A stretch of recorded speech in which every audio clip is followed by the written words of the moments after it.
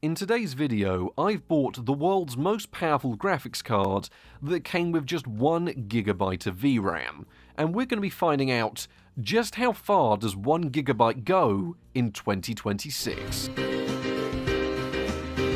Right, so today we're looking at something that I've been meaning to do for a while. Genuinely, I had this video planned last year, but a few things fell through, so it never happened. But in this box is meant to be the final, and actually quite powerful, 1GB VRAM graphics card. Which sounds ridiculous, but genuinely, this is a modern graphics card, and I'm not going to tell you exactly what it is just yet. But this has DirectX 12, it has Vulkan, it has somewhat modern drivers, and does support virtually all games out there with just 1GB of VRAM. That's right, companies have been doing this VRAM thing for a while, so it seems ridiculous that there is a graphics card that is nearing in on flagship territory with just 1GB. Now, we've seen cards like this before with like the 8800 GT, where they sold it with 1/4 of a gigabyte. But this is almost like the next egregious example, is this with just 1GB. And please do, if you've got any guesses what it is, put your comments down below, because I'm curious what people are gonna guess. As you can tell, it is a CEX package.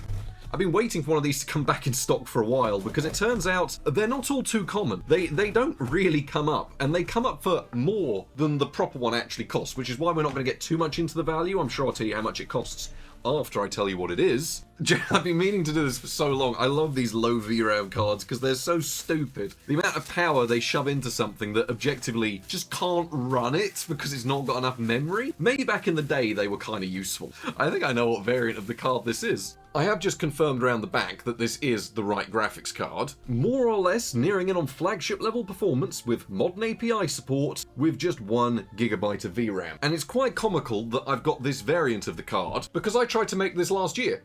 And I ordered this one off eBay and more or less got scammed because I don't know if you can see, I couldn't get my money back on this. I left it too long. So I ended up with a non-working dead version of the exact same card with the cooler mostly just hanging off. If this one maybe has come back to life, maybe we'll try and do Crossfire or something. What are the chances? Maybe it was just MSI that made this weird variant with just cut down VRAM. Maybe this is why this is the common one you'll come across. We are going to be using a modern test system. Finding the most powerful versions of cards with limited amounts of VRAM, it does work, is always such a fascinating world because this was probably sold to you at the time so you could play all the latest games at decent settings, but with zero future-proofing, which probably seems like a bad idea. And we're going to find out just how bad of an idea it was. Now, this may be a bit of a giveaway if people haven't guessed already, but we are going to be installing modded drivers. Because despite being somewhat of a powerful graphics card, it's still got 1GB of VRAM. It is still a little bit old, but we do have drivers dated 2023, which ain't too bad. So I've gone ahead, I've installed some drivers, and the main thing I wanted to show you is that this is GTA 5 Enhanced Edition on our 1GB graphics card, and just to prove to you it's 1GB, here we are at the settings menu for GTA 5 Enhanced. 1024 megabytes. If you haven't already guessed by now, this is an AMD GCN based card, and we will get into the specifications in a moment, but I am just very curious if we just let the game launch 3 times under the VRAM requirements, but it has all the necessary hardware to launch this game. I am just curious what it's going to do if we just go to story mode. I've not done any overclocking, I've not done anything like that. All I've done is bypass the driver warning by clicking OK, bypass the VRAM limit warning by also clicking OK, and that's it. Because this is not modern, but it is powerful and has access to modern features. You know, you've got FSR on here, you've got Vulkan. Okay, here we are. It's capped us to 30 FPS, and we are using the minimum settings in 1080p. What happens if we uncap it? Does it get dramatically worse? I mean, it's running DirectX 12, 39 FPS, 1080p, the minimum preset, which is just normal settings, so it doesn't actually look too egregious or terrible. And as you can see up here, 965 megabytes. Yep, I mean, I have bought this card for some low VRAM challenges, so anything that doesn't work straight off the bat today, we could always spend some time tweaking around with in future videos. This is running fine, to be honest, with only 1GB of VRAM. I'm a tad surprised. Then again, it should be able to handle higher settings than this, knowing the architecture. But just what architecture is this graphics card? Now, I'm going to have to look up if other vendors did provide this, but it does seem like mostly MSI offered a cost cut HD 7850, which is what this graphics card is, which was one down from the flagship on launch, and that launch, 2012. So this is a 2012 era graphics card with drivers dated 2023. You've also got to keep in mind, we're running modded drivers, so this was rebranded architecturally as far as the R7 370, which is quite a bit newer than this, and it has all the specifications, everything's the exact same, 1024 shaders, DirectX 12 support, 256-bit memory bus, all crippled down through 1 GB of GDDR5 memory. It's a really, really weird situation, this, because most of these graphics cards in this tier came with 2 GB of VRAM. That was pretty much the standard. 1 GB was standard on the tier below this. Think your HD 7750s, HD 7770s, R7 250s, and all the rebrands. You were talking 1 GB, maybe 2 GB if you bought a good version. The idea that you could buy the next tier up with only 1 GB of VRAM, I mean, at the time, I don't doubt these were quite good value, because most games of the era weren't using too much more than maybe 700 megabytes to 1 GB with like higher settings, which is what you'd probably be targeting. This is just astronomically strange, isn't it? So yes, even in the very first graphics test, we are already exceeding our VRAM limits, but it must be said, performance is dire, but we are at least getting 100% utilization. I've got to say, one of the reasons they could probably cheap out on this cooler so much, the graphics core's not having to do much because it's so limited by its own VRAM. Well, performance is not great. Do we actually have a similar card to compare to online? We are down on shaders a bit over this graphics card, but this scored 1827. With 1 GB of VRAM, running the exact same drivers, 776. Better than 0% of results. I don't think we've ever had something that is the worst of anything tested. Reading through online though, it does seem that on launch, this version of the card was about 110 to 120 pounds. Given the 2 GB version, at the time when they were doing this, was anywhere from 170 to 190 pounds. But it's just ridiculous. The amount of power this has just to be limited by... These were probably just the chips that were too low bins to be able to sell. They just made cost-cut versions. Can it do 1250 on memory? Right, so we can get a small overclock on the core, we can get a slightly better overclock on the memory. What a weird card. It does become quite apparent that VRAM may be a bit more important for longevity than it seemed at the time. Well, it does appear that we are pretty much entirely VRAM bound, even with the tweaks I've made. Right, I say we try and see if it launches one more game.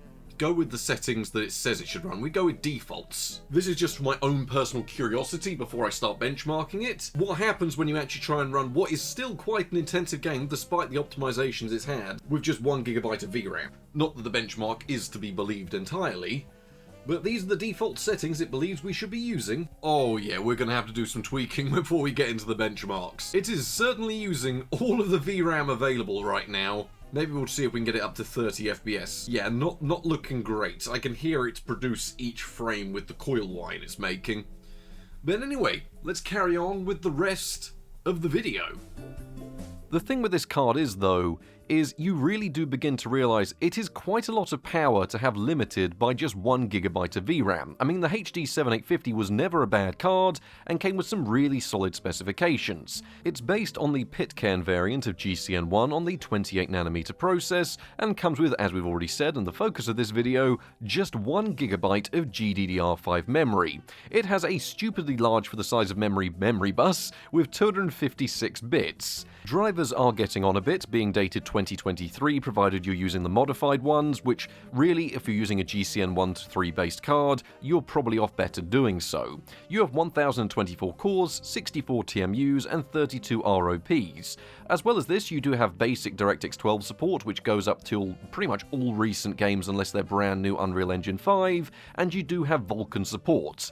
So for all intents and purposes, this is the most powerful and the highest end 1 GB graphics card you could get. Because no, it's not a display adapter, no, it's nothing like that. This was the entry level to mid-range, offering you the ability to play all your games at high settings on release for an architecture that spanned at least well over a decade in terms of sales, retail, and after sales. So this graphics card, yeah, it is a bit of a weird one, isn't it? Because those are some good specifications, other than the 1GB of VRAM. Well, see, it's a bit of a weird card because at the time it wasn't available on launch. When the graphics card series for the 7850 came out in sort of March time 2012, well, it was the entry level to mid-range. You could either get the 7850 or the 7870, which is a card that we did look at a couple of weeks ago, and it didn't matter which version you went for, the 7850 or 7870, or one of the multiple rebrands, because they certainly got some years out of these cards, like the R9 270, the 270X, the R9 370, the 370X.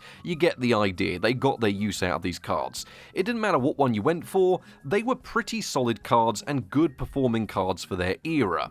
So why was there a 1GB version? Well, it seems to be some of the manufacturers, with the GPU dies that weren't good enough to put on a 2GB card, what they ended up doing was essentially taking these chips that didn't bin well and shoving them on a cost-cut version of the card with only 1GB of memory, which brought it down in price quite substantially, as I found out from some of the reviews, meaning for not much more money than the lower tier HD 7770s, you could get the next stage up, you just weren't promised any longevity with it.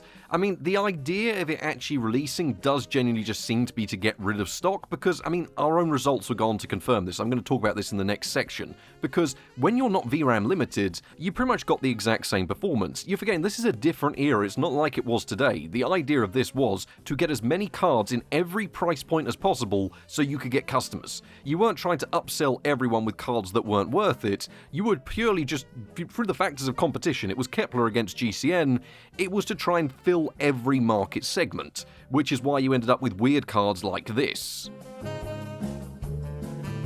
So despite the few tests we've done at the beginning, I have gone through and got the data from a few different runs of 3D Mark's Timespy and also 3D Mark's Firestrike, just to give you an idea of how things have aged and how things have changed on the 1GB against the 2GB variant, just to show that maybe 1GB, well, it really wasn't future-proofed. When you throw them up into 3D Mark's Firestrike, it performs virtually the exact same as the 2GB variant. Genuinely, there's virtually no difference across the board, other than when you factor in that the 7850 1GB were usually cheaper coolers and chips that weren't binned anywhere near as well. So you're going to get a few bits of discrepancy, but generally they're all within margin of each other. You're getting a pretty similar score across the board.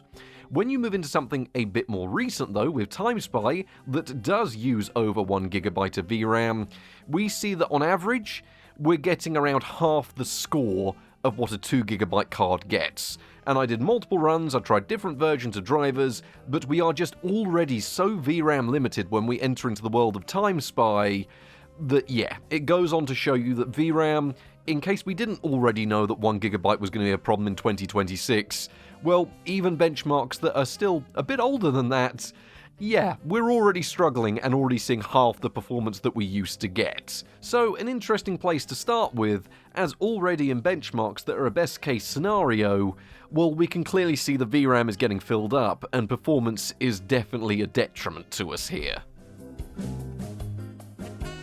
The thing is, though, we could talk about all these things all day, couldn't we? We could go over more history, we could go over things like that, but that's not what really matters today. What matters is we are taking the best chance you've got with 1GB of VRAM, the best card that ever released with this limited quantity, and we are going to find out just how well it's doing. Now, of course, there are some games that won't launch due to API limitations, virtually all of the newest Unreal Engine 5 games. I've tried workarounds, I've tried tweaks, I've tried messing around with DLL files, and I've had no luck with it, at least here on Windows. There might be some tweaks you could do over on Linux, but maybe we'll take a look at that in the future.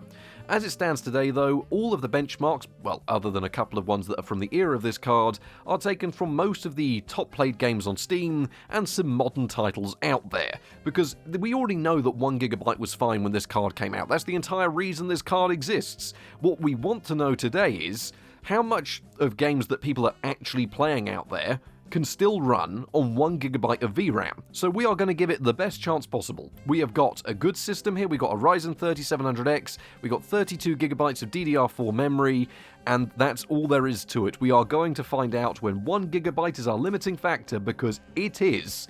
Just how far can you go in the benchmarks?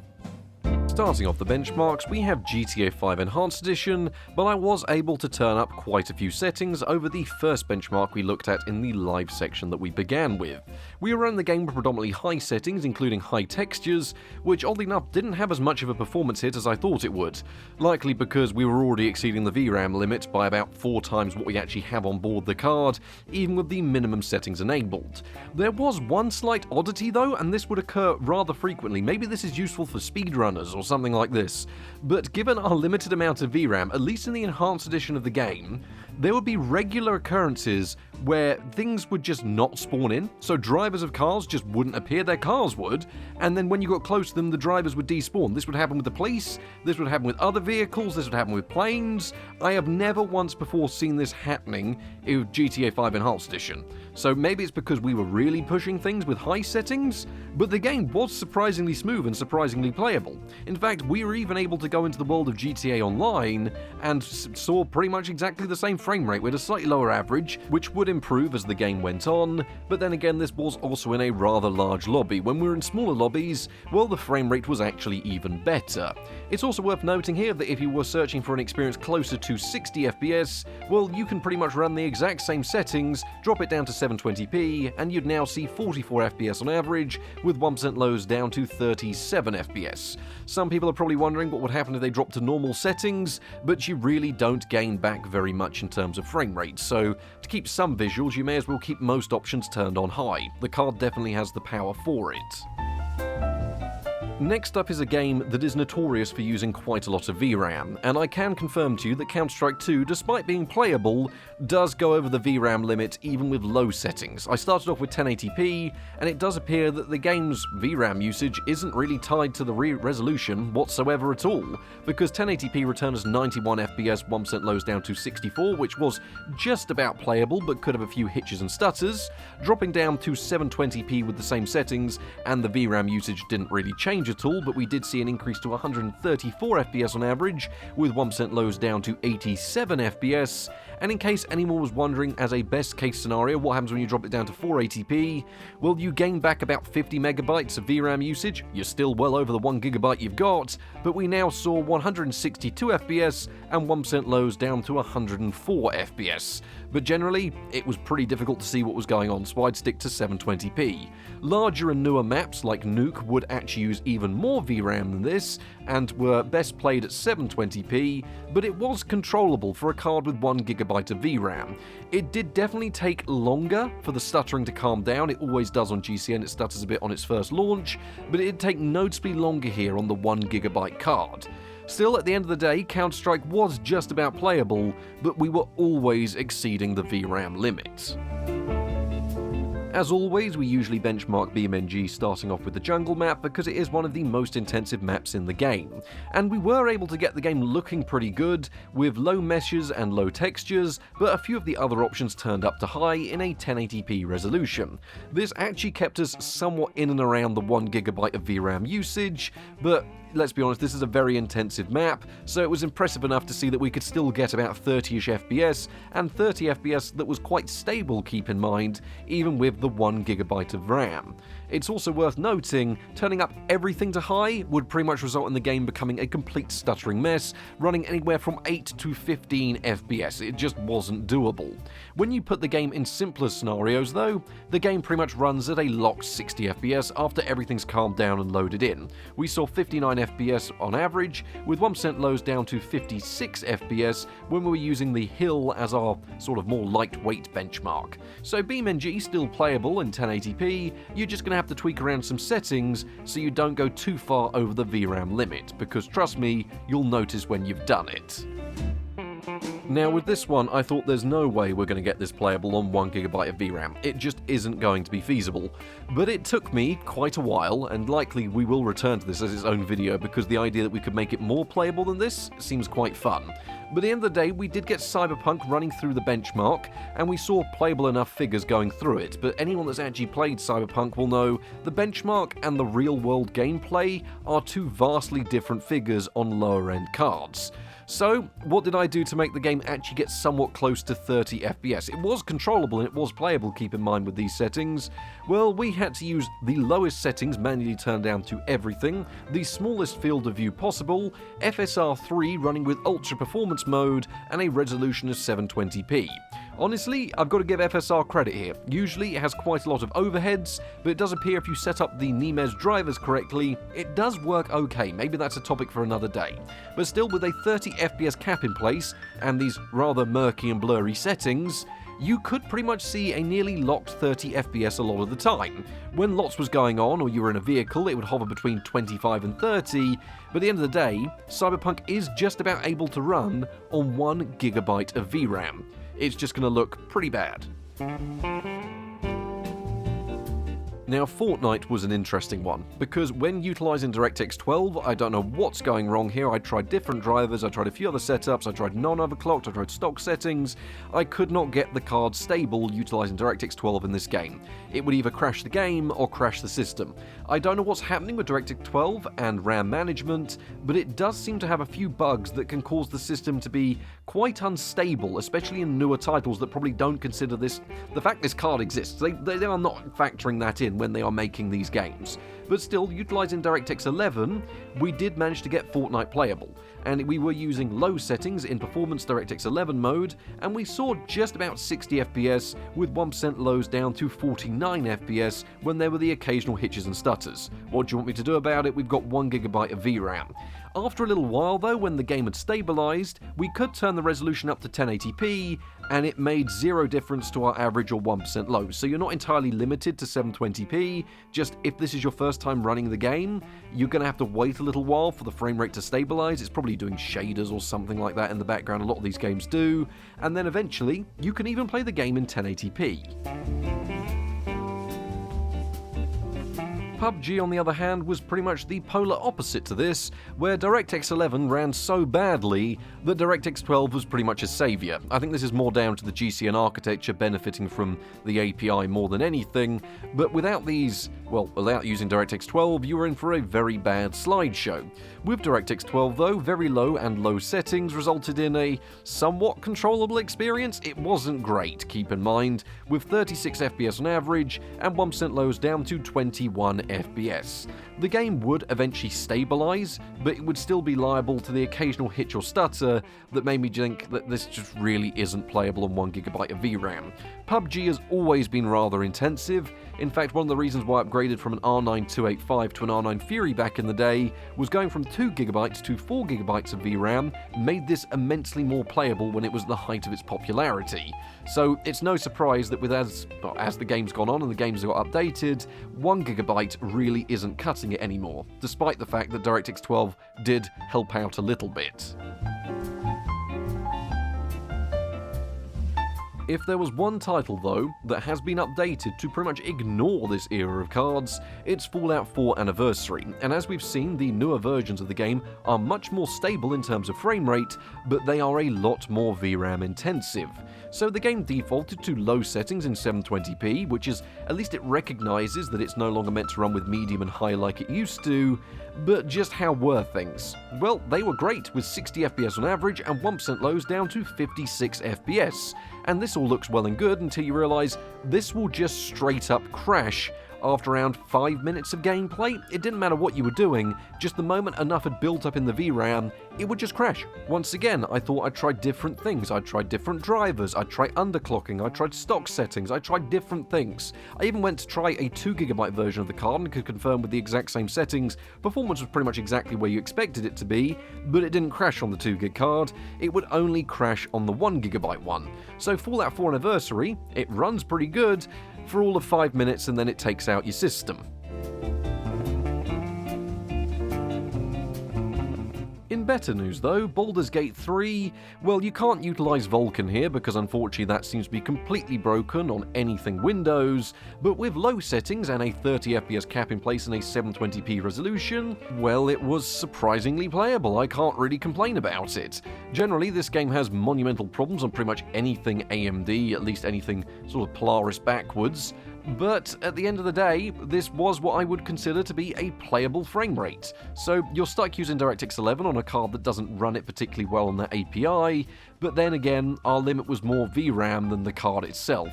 Although saying that, this game seems to run so poorly on older AMD cards that really, I don't really think the VRAM's the problem, I think the architecture is. But still, at the end of the day, 1GB of VRAM, Baldurs Gate 3, provided you don't mind a 30fps cap, 720p and low settings, pretty much looks like an Xbox 360 game to be honest, then it's pretty good, to be honest. 1GB of VRAM, no crashes, and it just keeps chugging along.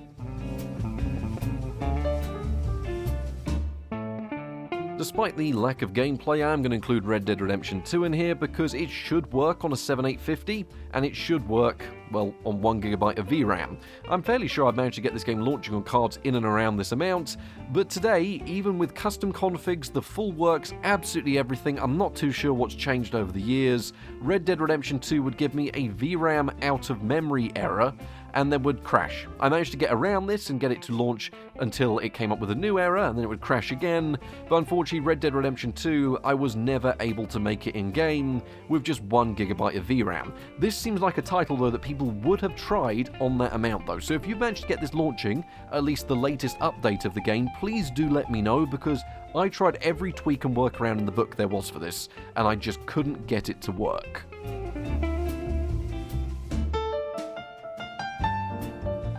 Well, would you look at what some optimization does here.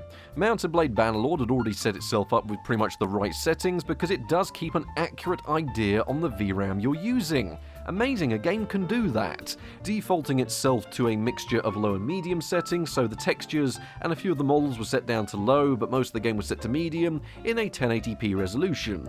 And this returned us through the built-in benchmark, 47 FPS on average, and 1% lows down to 31 FPS. It's also worth noting here the battle size was also set to low, which is something the game did for us, so I can't really complain about this performance. The game set itself up properly, recognised it at 1GB of VRAM, and is still completely playable in 2026 with no problems. In fact, if you were looking for something that was closer to 60 FPS, you can take the exact same settings, which don't look too bad, drop the game down to 720p, and see 82 FPS on average, with 1% lows down to 51 FPS. So pretty much all of the early to mid game, you could play this game with absolutely fine settings, absolutely fine frame rate, and even in late game scenarios like this benchmark's reminiscent of, you'll be absolutely fine.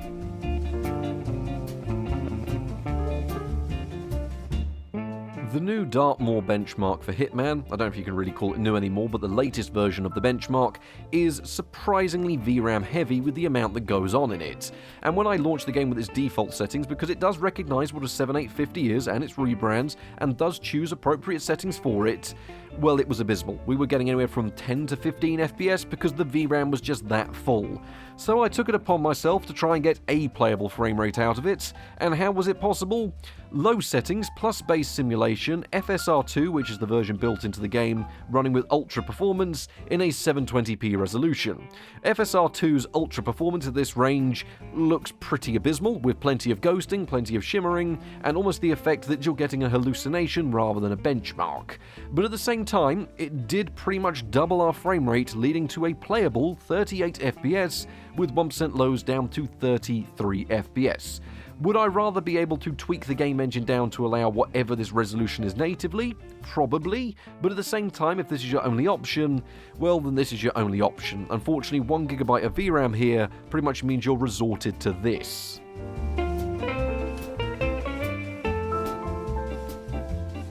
Just to give you an idea how games of the era sort of run on this card, I decided to launch up Tomb Raider. Originally there was a couple of other benchmarks like Tiny Glade, but they don't even launch on a card like this because of how limited VRAM there is. I'll touch on more on that in a minute. Tomb Raider though ran with high settings and medium textures, with TresFX enabled in a 900p resolution. So pretty much bang on where you'd expect it to be for a card of this era. It looked great, it ran great, we saw 62 FPS on average, and 1% lows down to 48 FPS.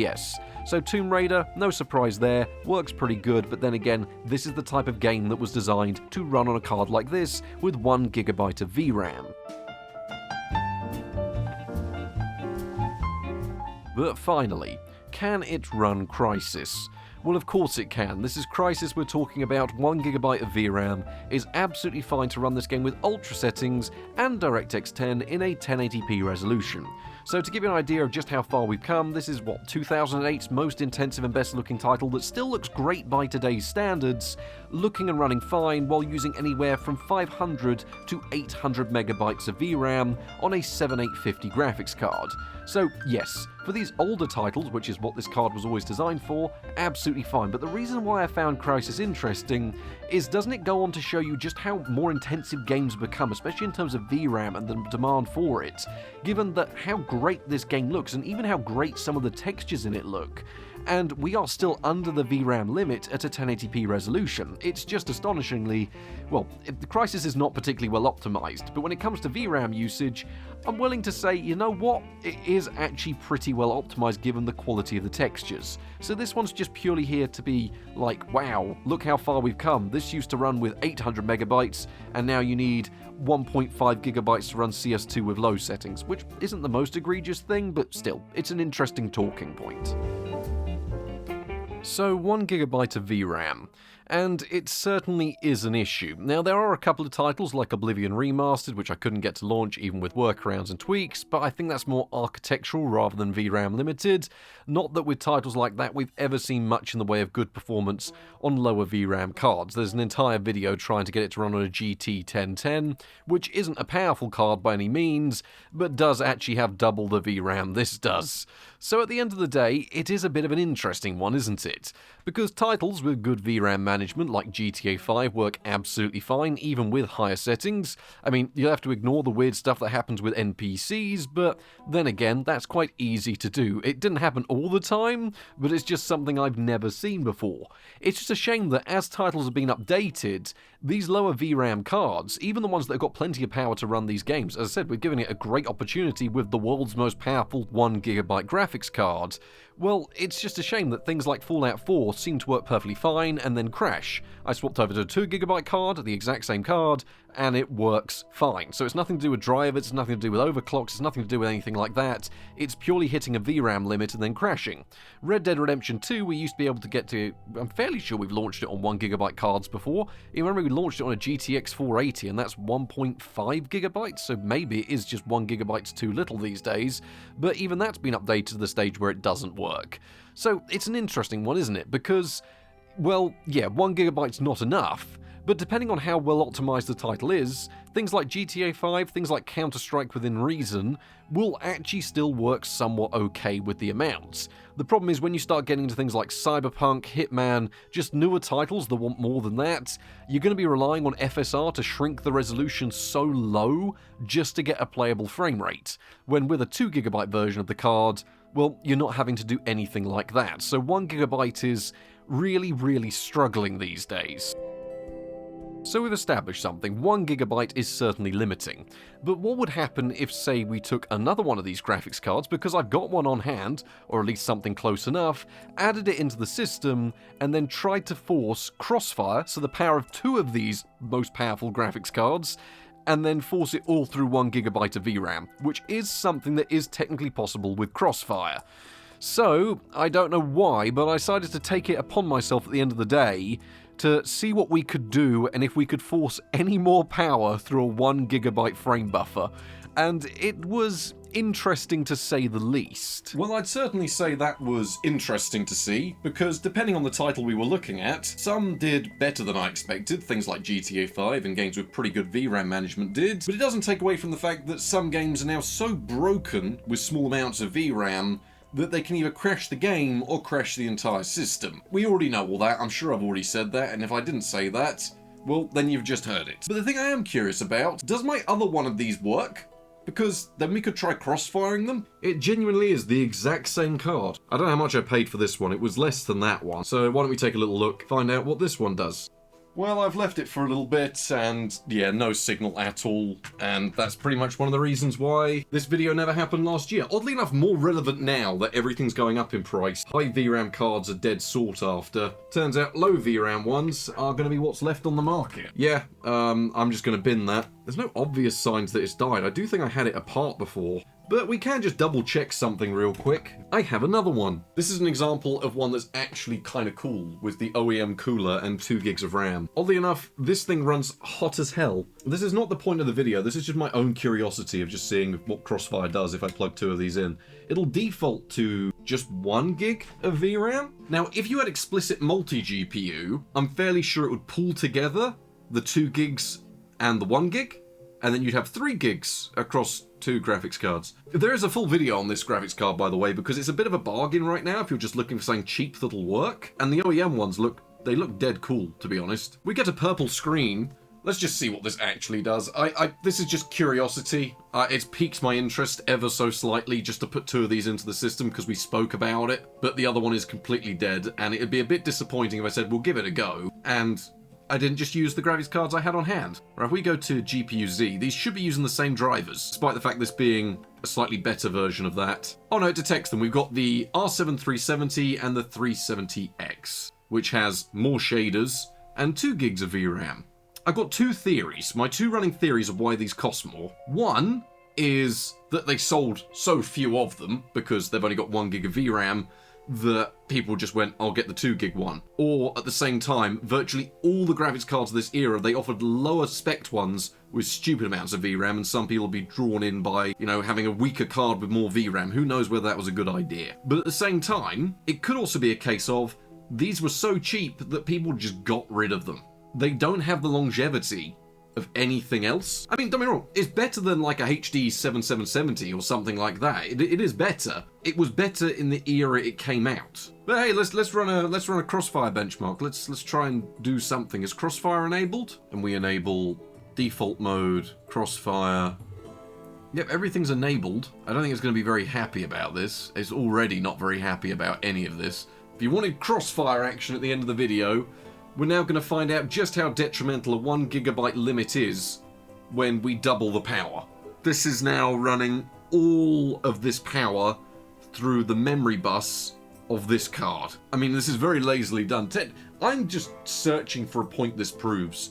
Really, it's just my own curiosity, but this could work. I have no clue on this monitoring. It says GPU 2 is doing nothing.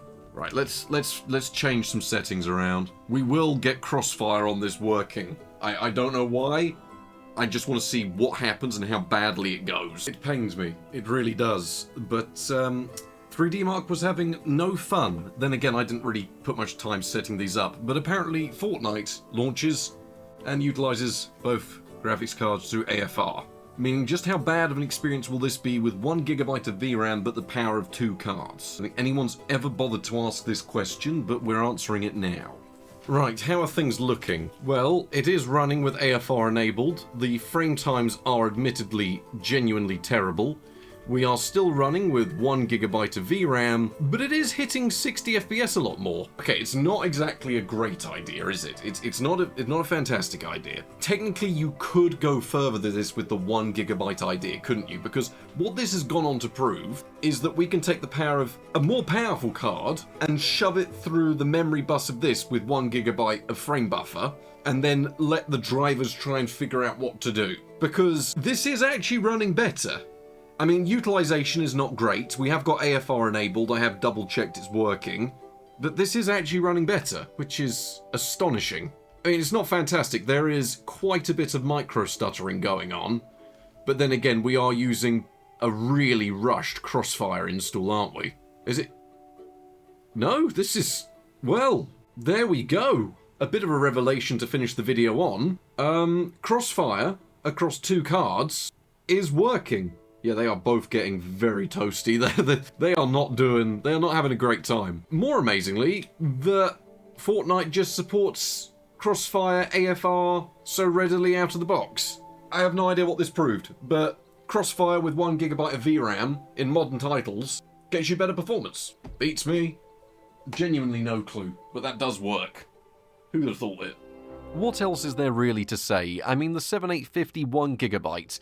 We could talk about thermals and stuff like that, but honestly, that's not the point of this video. The point of the video is more, we are entirely limited by VRAM, just how far does 1GB go? In case anyone is interested by these weird 1GB 7850 cards, well, power consumption is bang in line with a standard 7850, usually hovering just north of 100 watts, which isn't too bad. These cards didn't use a great deal of power on launch. And when it comes to things like Thermark and running this with its maximum load on it to see what kind of thermals you get, I have to give MSI credit here.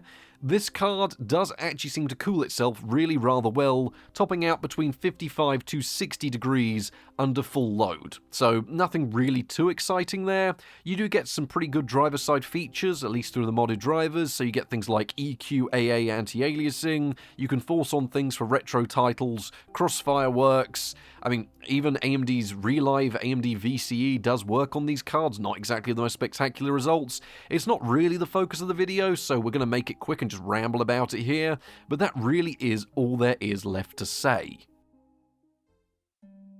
So, the world's most powerful 1GB graphics card, the HD 7850.